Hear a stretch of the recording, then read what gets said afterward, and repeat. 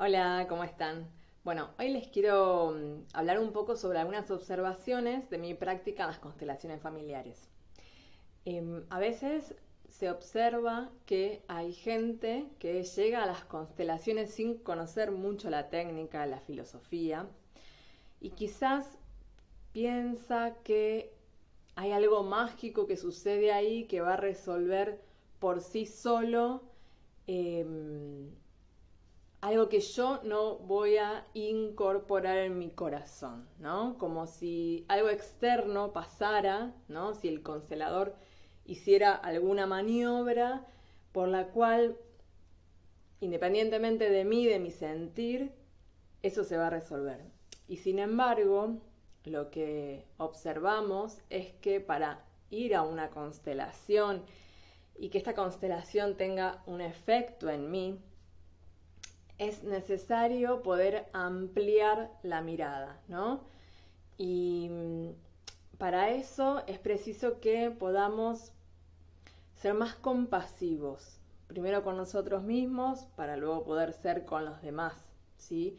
Es ampliar la mirada, es mirar más allá del árbol, ¿no? Poder ver el bosque. Entonces, si yo tuve una situación, una relación muy difícil con mamá, con papá, con un hermano, con la pareja, la invitación de las filosofías, de las constelaciones familiares, es a que podamos ver más allá de la persona y de su conducta y de su comportamiento. Por más que haya sido muy doloroso, muy difícil y haya dejado trauma en nosotros, lo que nos invita, las constelaciones, a lo que nos invita es a que podamos ver que esa persona fue movida por todo su sistema y también por algo más grande, ¿sí? Vivimos en un mundo de polaridades. Si hay gente buena, amable, con la cual nos queremos relacionar, también va a haber gente de otro tipo. Vivimos en este mundo dual y no es posible una polaridad sin la otra. Esto no quiere decir que tengamos que vivir polarizados, sino que vamos a tener que buscar ese equilibrio.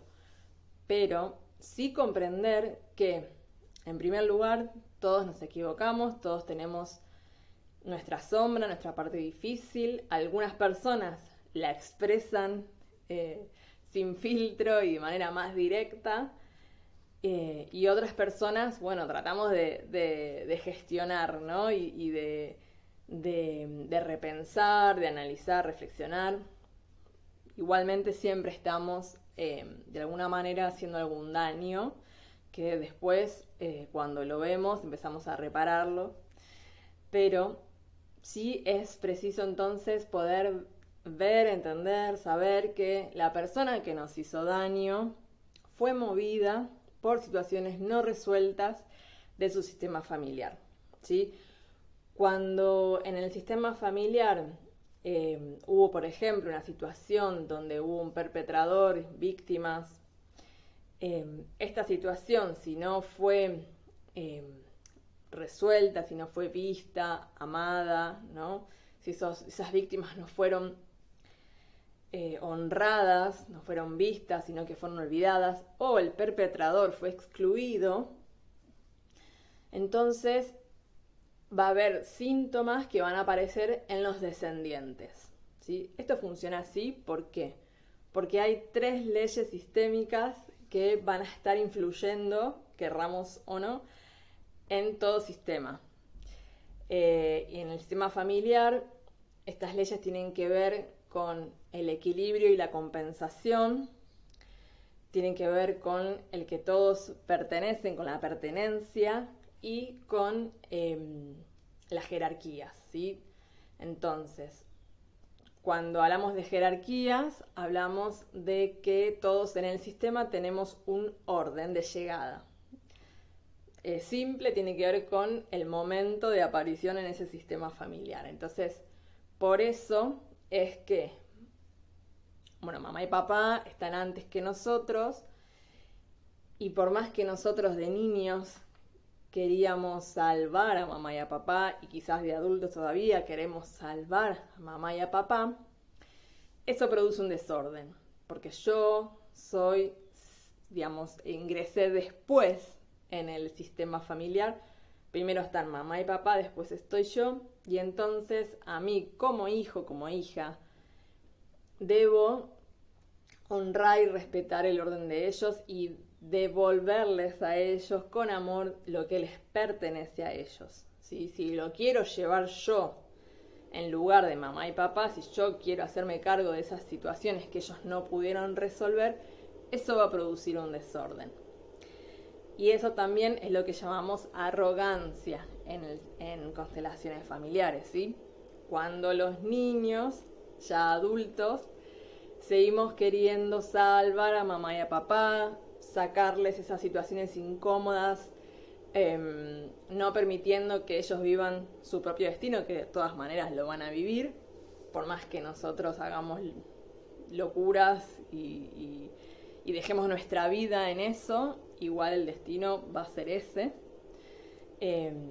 Pero entonces, cuando podemos ubicarnos en nuestro rol de pequeños ante mamá y papá, de hijos, podemos entonces ordenar y cada uno se quede con lo que le pertenece y con lo que necesita para su camino de evolución. Si nosotros desde la arrogancia, desde este amor inconsciente, queremos salvar a mamá y a papá, no permitimos, estamos como trabando también el camino de evolución. Lo que sucede es que genera mucha culpa en los adultos, ¿no? Porque como somos niños de esto no tenemos ni idea, por supuesto, pero ya cuando somos adultos y nos queremos separar de nuestro niño interno que quiere salvar a mamá y a papá, eso genera mucha culpa.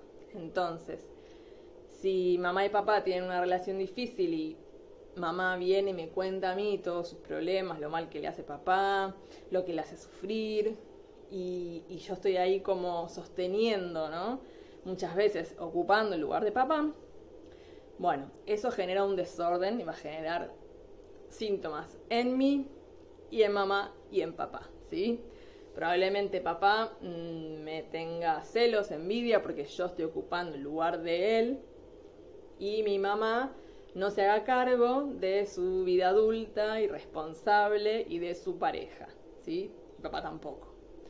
Entonces muchas veces esta dinámica se ve, ¿no? De que los hijos quedan en el medio de mamá y papá. Los hijos siempre quieren salvar al más débil, al que ven más débil, y toman partido por esa persona, ¿no? Por mamá o por papá. Ahí están en el medio.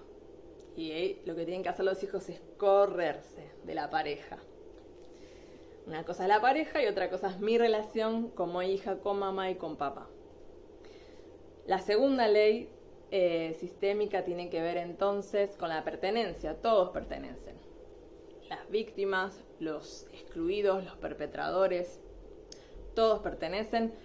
No importa si una persona cometió algún error muy grave, un crimen, un dolor muy fuerte en la familia, y pertenece igual, es parte del sistema, no lo podemos excluir. Y entonces si pensamos que no hablamos de esa persona, deja de existir. En realidad para el sistema sigue perteneciendo, y cuando lo vamos a excluir, ahí es donde se genera el síntoma, donde alguna persona, algún descendiente, va a ocupar ese lugar y va a generar o un daño o va a representar, digamos, va a querer vengar a las víctimas, ¿no? Haciendo daño, o va a expiar y va a ponerse en el lugar de víctima. Entonces, esa es la segunda ley. La tercera tiene que ver con el equilibrio y la compensación, el equilibrio entre el dar y el recibir. Este equilibrio tiene que estar presente en todas las relaciones.